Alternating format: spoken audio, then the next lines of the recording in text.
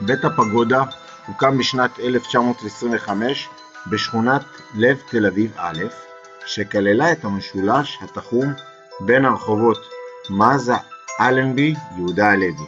הוא זכה לכינויו בשל צורת הגג המעניק לבית חזות של פגודה יפנית, ועד היום יש לו מקום של כבוד בין בתי החלומות בתל אביב שנבנו כטירות מעולם האגדות.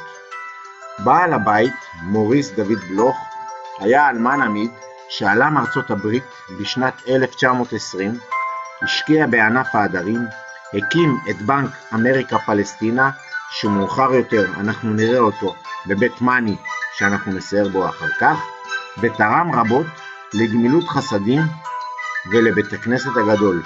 הוא התגורר בקומה השנייה באגף הדרומי. ממרפסת חדר האוכל נהג לתלות 3 דגלים לכבוד ארצות הברית, בריטניה והציונות. בשנות ה-30 שכנה בקומה השלישית הקונסוליה הפולנית. הקונסול דוב האוזנר התגורר באגף נפרד באותה קומה. תכנון הבית מיוחס לאדריכל אלכסנדר לוי מברלין, אך לדעת קרובי משפחה של בלוך היה אדריכל יפני אמריקאי מעורב לפחות בתכנון החזית. הבית הוא מאפיין מובהק של הסגנון האקלקטי ששלט בתל אביב בשנות ה-20 וה-30. בשנת 1935 הותקנה מעלית הראשונה בבית מגורים בתל אביב על ידי מהנדס חשמל צעיר בשם יהודה גוזנטהייט. הבית הפך לאטרקציה. פנחס בן שחר, אחד מבני המשפחה שהתגורר בילדותו בבית, מספר שכל ילדי הכיתה עמדו בתור כדי לזכות בנסיעה במעלית. מוריס דוד בלוך נפטר ב-42 ונדפן בבית הקברות הישן טרומפלדור. הבית נמכר ועבר גלגולים שונים. גרו בו רופאים שקיבלו חולים במרפאות שפתחו לדירתם.